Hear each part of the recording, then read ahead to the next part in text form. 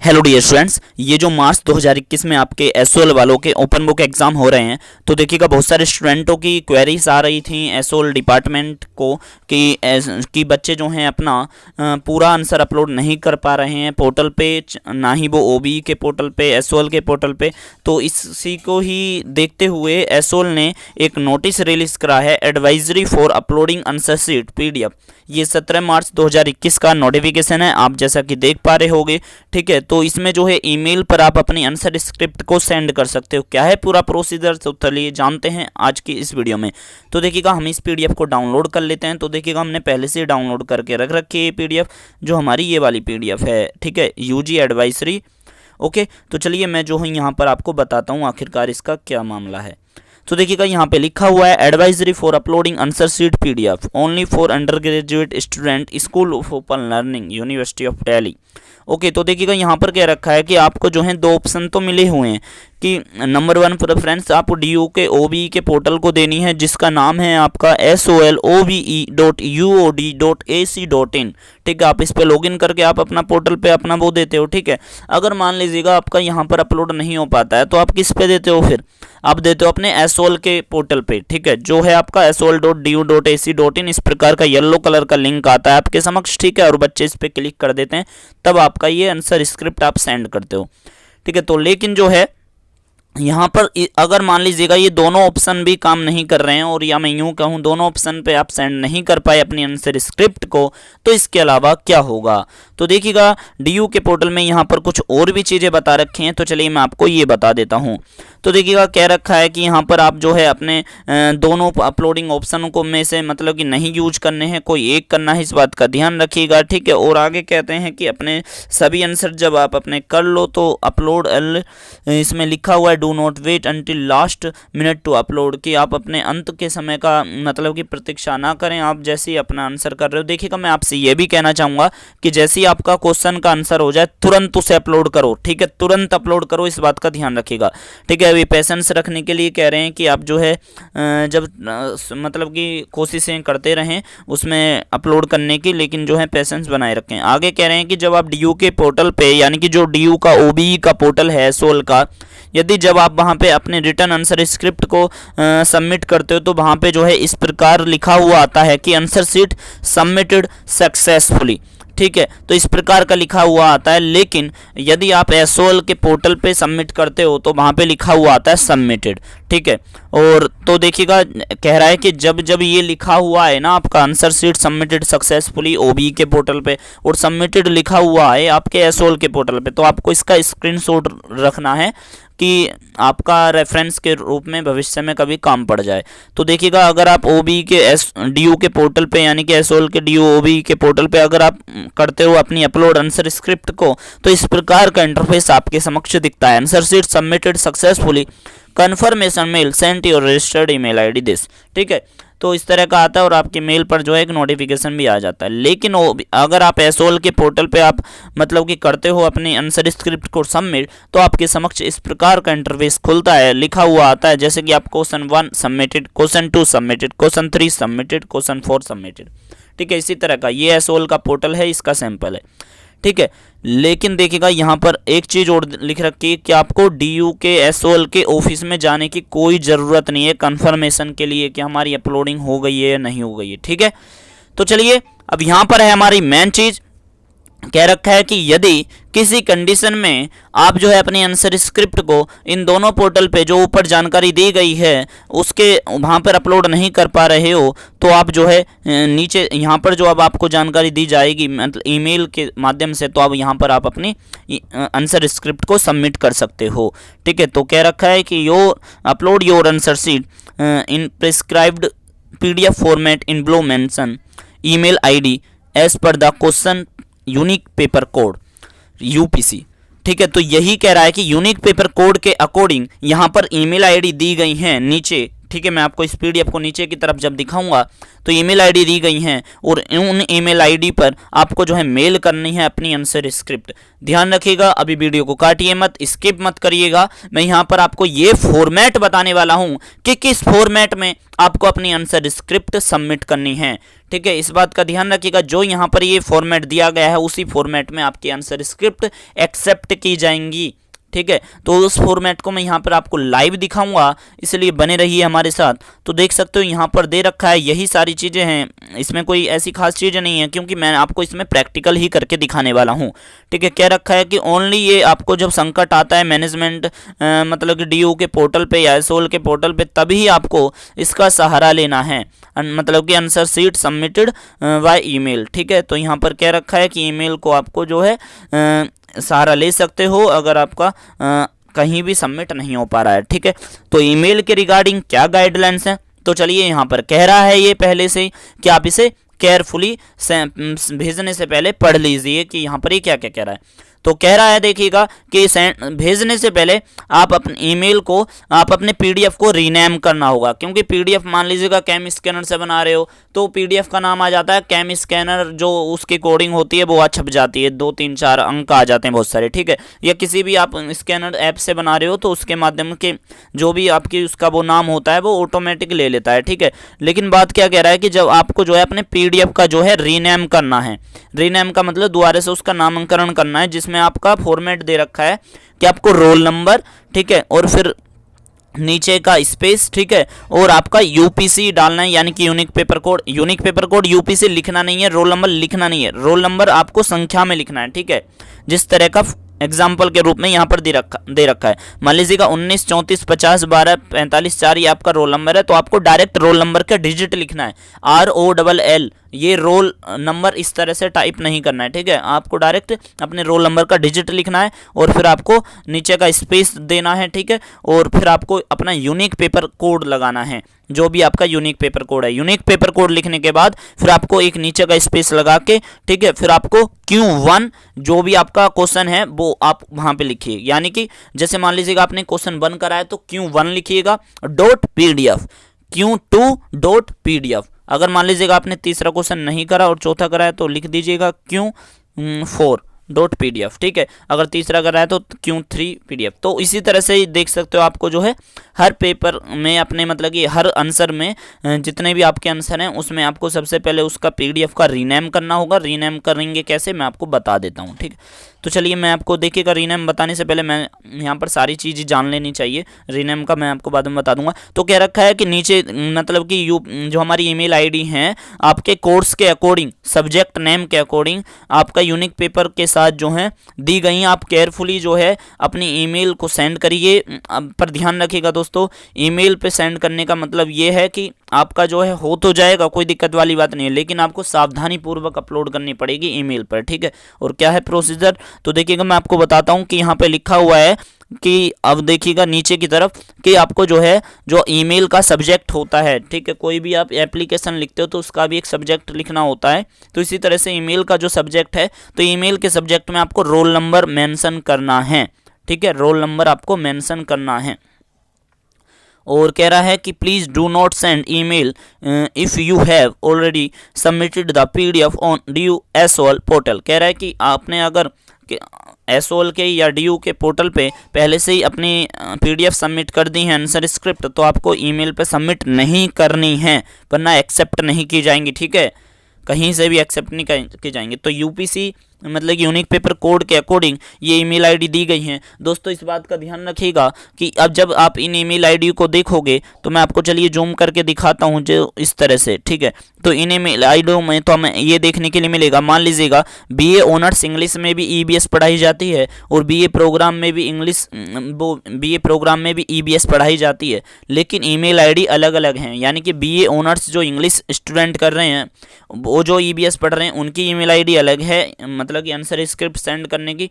जो BA programme के student EBS पढ़ रहे हैं उनको अलग ईमेल आईडी पे सेंड करना है, इस बात का विशेष कर ध्यान रखिएगा। ठीक है, तो सबसे पहले आपको कोर्स देखना है अपना। ठीक है, जो भी आपका कोर्स है, मान लीजिएगा आपका BA प्रोग्राम कोर्स है, ठीक है, तो BA प्रोग्राम वाली लिस्ट में आप जाइएगा। तो इस PDF को डाउनलोड करने का लिंक इस वीडियो के डिस्क्रिप्शन में आपको सबसे नीचे की तरफ देखने के लिए मिल जाएगा। ठीक है, वरना आप हमारे टेलीग्राम ग्रुप से ज्वाइन हो जाइए, वहाँ पर भी आपको ये देखने के लिए मिल जाएगा पीडीएफ, ठीक है। उसका भी लिंक आपको वीडियो के डिस्क्रिप्शन में मिल जाएगा, ज्वाइन टेलीग्राम।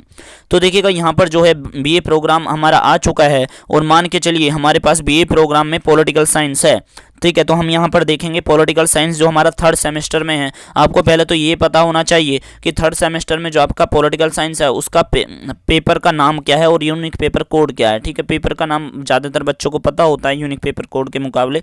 तो देखिएगा बीए प्रोग्राम में हम लेते हैं हमारा पॉलिटिकल साइंस का पेपर, ठीक है। तो हमारा थर्ड सेमेस्टर का पॉलिटिकल साइंस का पेपर है 76 पे दिया गया है, political science comparative government and politics, और इसका ये यूनिक पेपर कोड है, और इसकी ईमेल आईडी ये है BAP यानी कि बीए प्रोग्राम का P और BA, इसका यूनिक पेपर कोड @sol-du.ac.in, ठीक है। तो ईमेल आईडी आपको करेक्ट भरनी है, इस बात का ध्यान रखिएगा। और इस पीडीएफ को जब आप डाउनलोड करोगे तो आपको दोस्तों क्या करना है, अब यहाँ पर ध्यानपूर्वक समझिए। अब मान लीजिएगा ये आप अपने इस पीडीएफ को जब खोलोगे तो इसमें देखिएगा सारी ईमेल आईडी दे रखी है, इस बात का विशेष कर ध्यान रखिएगा। जितने भी हमारे अंडर ग्रेजुएट कोर्सेज हैं, चाहे वो बीए ऑनर्स इंग्लिश के EBS वाले स्टूडेंट हों, बीए प्रोग्राम EBS वाले स्टूडेंट हों, ठीक है, सभी का दे रखा है और अलग अलग है सभी का, इस बात का ध्यान रखें, ठीक है।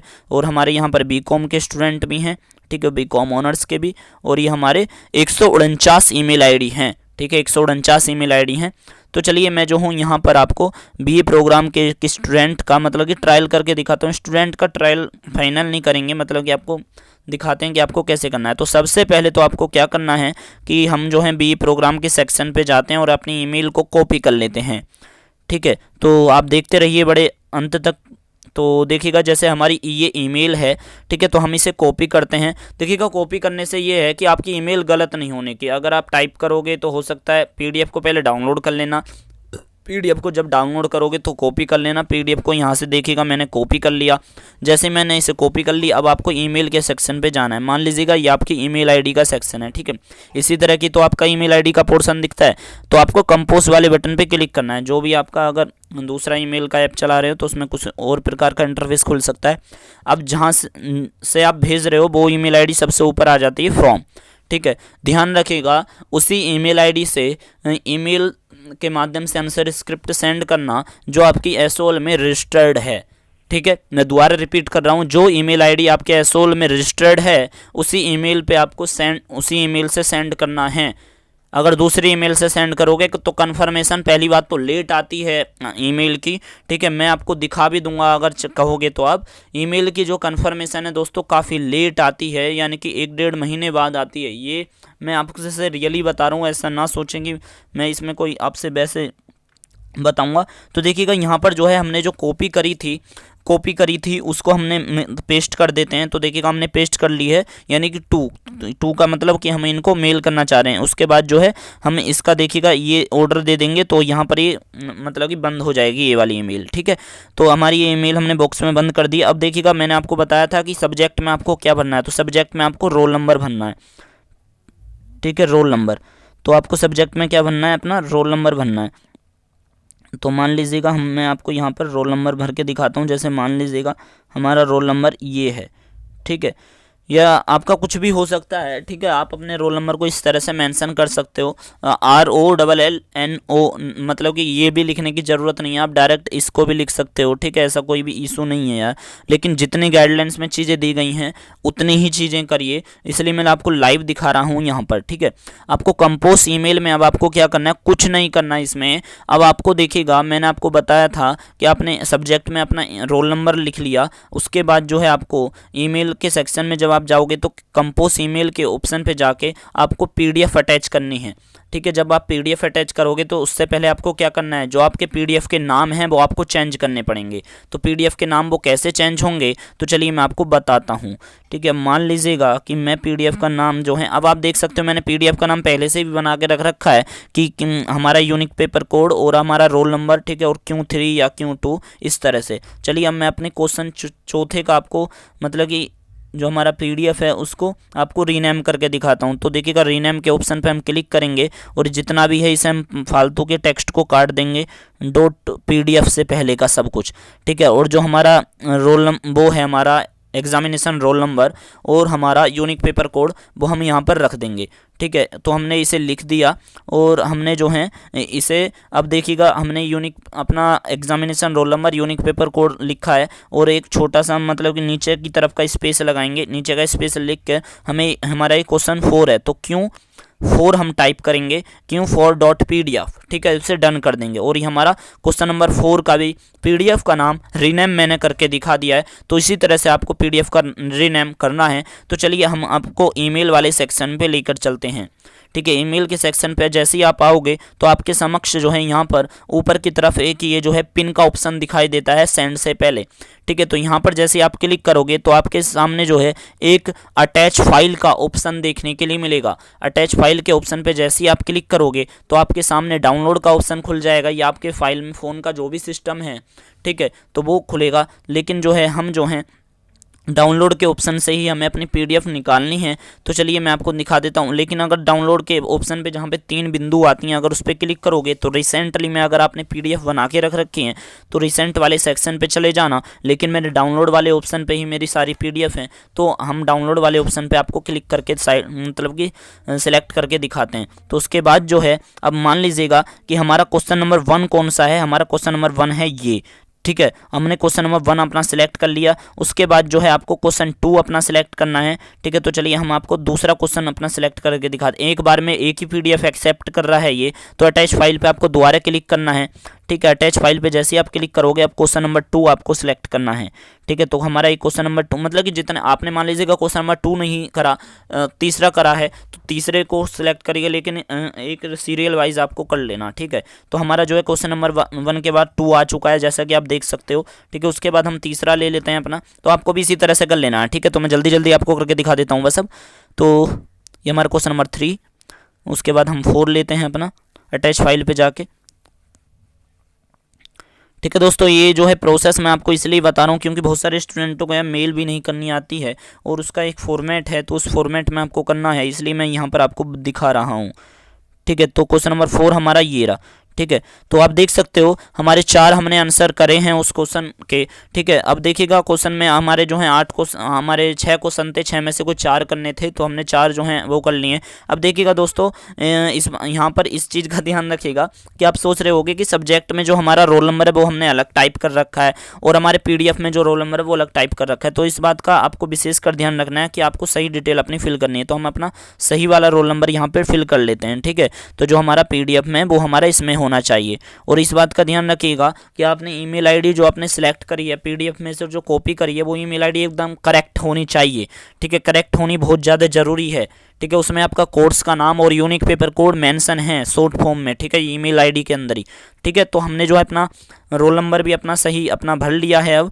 ठीक है, तो अब आपको क्या करना है, अब आपको इसमें ज़्यादा कुछ खास नहीं करना। इसमें जो है अब आपको क्या करना है, ये जो ब्लू वाला बटन आ रहा है इस पर, ठीक है, आपको क्लिक करना है। ठीक है, इस पर आपको जैसे ही क्लिक करोगे सेंड वाले ऑप्शन पे, भेजने वाले पे, तो आपका ये भेज दिया जाएगा ईमेल। ठीक है, तो आपको जो है इसी तरह से आपका करना है। इस बात का ध्यान रखिएगा कि आपका जो है डायरेक्टली कन्फर्मेशन का अभी तुरंत ईमेल पर सेंड करने के बाद आपके पास मेल आने की संभावना मतलब कि बहुत कम है। ठीक है, इस बात का विशेष कर ध्यान रखिएगा। ईमेल पर जब आप सबमिट करते हो तो उसका रिस्पॉन्स जो है जब आपके सारे पेपर खत्म हो जाएंगे, आपके जितने भी कोर्स हैं सोल में, ठीक है, यानी कि सेमेस्टर के, उसके बाद जब आपकी कॉपी चेकिंग होती है कि ओबी के आंसर स्क्रिप्ट कितनी ईमेल आई हैं, उसमें से जो आप ऐसे भी करते हो कि आपकी गलत ईमेल चली जाती है, फिर आप सही वाली ईमेल दोबारा भेजते हो, तो वो उसमें जांच पड़ताल होती है, फिर आपके पास वो एक्सेप्ट करते हैं कुछ इसमें कम से कम आपका 1 महीना लग जाएगा।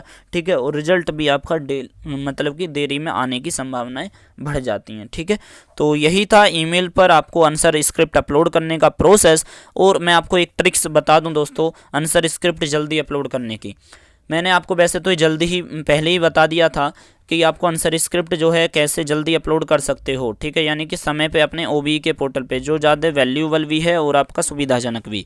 तो देखिएगा इसके लिए आपको क्या करना है, मान लीजिएगा आपके टोटल 6 क्वेश्चन है, 6 में से कुछ 4 अटैम्प्ट करने हैं। आपने पहला क्वेश्चन अटैम्प्ट कर लिया, लिख लिया अपना, उसका जल्दी से पीडीएफ बनाओ। जल्दी से पीडीएफ बनाने के बाद उसका जो है तुरंत अपलोड करो। तुरंत अपलोड करो, ठीक है। फाइनल सबमिट तो नहीं होने का है, एक क्वेश्चन अपलोड होने के बाद फिर आपने दूसरा क्वेश्चन करा उसे भी तुरंत अपलोड करो। ऐसे मत करो कि सारे क्वेश्चन एक साथ कर रहे हो फिर उसे एक साथ अपलोड करोगे, नहीं, ठीक है। आप अभी जो है आपका फर्स्ट टाइम है और आप जो है ऐसे न करोगे तो आपने इस तरह का आपके पास अनुभव अभी नहीं है कि आपको कितना टाइम अपलोडिंग पे लग सकता है या इंटरनेट कनेक्टिविटी कैसी है। मान लीजिएगा आपका फिर लास्ट वाला क्वेश्चन रह जाएगा तो आपके पास टाइम कम रहेगा, तो आप उसके एक क्वेश्चन के अकॉर्डिंग फिर आप चलोगे तो आपका सक्सेसफुली अपलोड हो जाना चाहिए, ठीक है। तो यही ट्रिक थी कि आपको जो है तुरंत अपना अपलोड करना है। और फिर चौथा क्वेश्चन जैसे अपलोड हो, या आपके 5 क्वेश्चन हैं या 6 हैं या 10 हैं, तो जैसे आपका लास्ट वाला क्वेश्चन अपलोड करने के लिए आप लिखना स्टार्ट करोगे तो आपके मन में आएगा नहीं बेटा अभी नहीं लिखना है क्योंकि अब हमारा टाइम हो चुका है, अब आपको फाइनल सबमिट ही करना पड़ेगा, ठीक है। तो आप फाइनल सबमिट कर दीजिए तब आपका जो है सक्सेसफुली अपलोड हो जाएगा, ठीक है। तो इस वीडियो में इतना ही। वीडियो थोड़ी लंबी हो गई, अपने मित्रों के साथ इस वीडियो को शेयर कर दीजिएगा। यदि जानकारी वैल्यूएबल रही हो, इस पीडीएफ को डाउनलोड करने का लिंक आपको इस वीडियो को डिस्क्रिप्शन में मिल जाएगा। आप हमारे इस चैनल को सब्सक्राइब कर सकते हो, वीडियो को लाइक करके हमारा प्रोत्साहन बढ़ा सकते हो।